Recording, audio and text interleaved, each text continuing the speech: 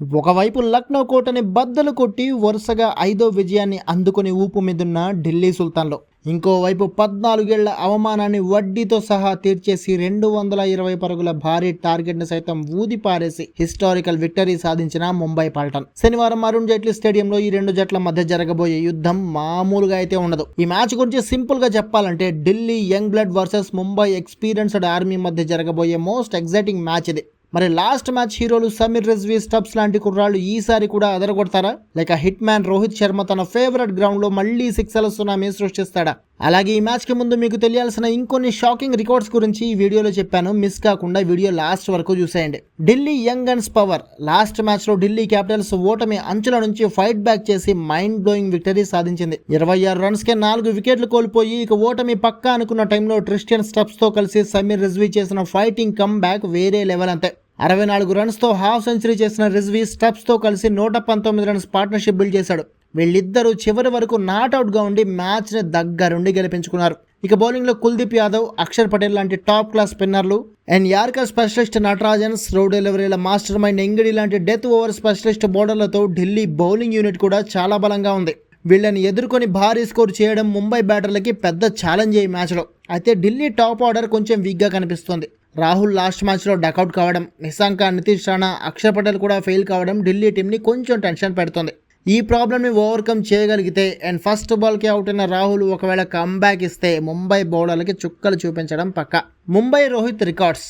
Last match form ని Delhi continue చేస్తే ముంబై కొంచెం స్ట్రగుల్ కావాల్సిందే. కానీ కేకేఆర్ని ఎంఐ బ్యాటర్లు మట్టి కనిపించిన తీరు చూశాక ఈసారి కూడా బౌండరీలు బద్దలవ్వడం పక్కా అనిపిస్తోంది. రాన్ రికల్టన్ 81 రన్స్ కొట్టి టాప్ ఫామ్ లో ఉంటే 78 రన్స్ బాది హిట్ మ్యాన్ రోహిత్ శర్మ కూడా భీకర ఫామ్ లో ఉన్నాడు. దీనికి తోడు మ్యాచ్ జరిగే అరుణ్ జైట్లీ స్టేడియంలో రోహిత్ శర్మకి తిరుగులేని రికార్డ్స్ ఉన్నాయి. లాస్ట్ 10 ఇయర్స్ లో ఇక్కడ వన్డేలు, టీ20లు అనే తేడా లేకుండా పరుగుల వరద పారించాడు. సిక్సర్ల రికార్డులు బద్దలు కొట్టాడు hit man. So recent form ని బట్టి చూస్తే ఈసారి కూడా ఢిల్లీ బౌలర్లకి హిట్ మ్యాన్ పీడకలుగా మారడం పక్కా అన్నమాట. అయితే ముంబై బౌలింగే ఆ టీంలో పెద్ద మైనస్. లాస్ట్ మ్యాచ్లో కూడా బుమ్రా, బౌల్ట్ లాంటి వరల్డ్ క్లాస్ పేసర్లు కూడా ఫెయిల్ అయ్యారు.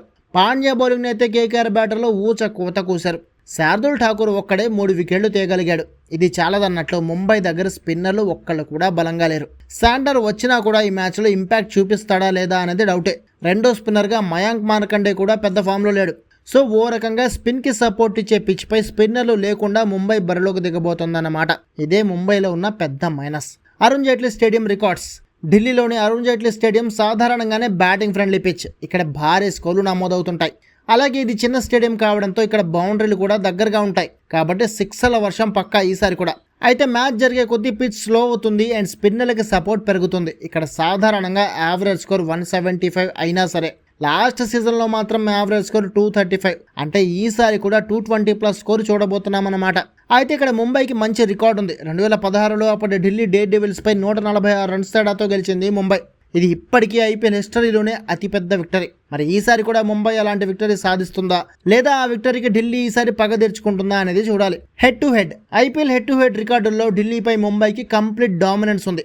ఓవరాల్గా ఢిల్లీ క్యాపిటల్స్, ముంబై ఇండియన్స్ మొత్తం 37 ఐపీఎల్ మ్యాచ్లో తలపడితే 21 మ్యాచ్లో ముంబై గెలిస్తే 16 మ్యాచ్ల్లో మాత్రమే ఢిల్లీ గెలిచింది. అయితే అరుణ్ జైట్లీ స్టేడియంలో మాత్రం ఈ రెండు జట్లు 14 సార్లు తలపడితే చెరో 7 సార్లు గెలిచి ఈక్వల్గా ఉన్నాయి. కానీ లాస్ట్ 5 మ్యాచెస్లో మాత్రం 4 సార్లు ముంబై గెలిస్తే ఒక్కసారి మాత్రమే ఢిల్లీ గెలిచింది. అందులోనూ ఢిల్లీ పిచ్ పై తలపడిన 3 మ్యాచ్లో 2 ముంబైయే గెలిచింది.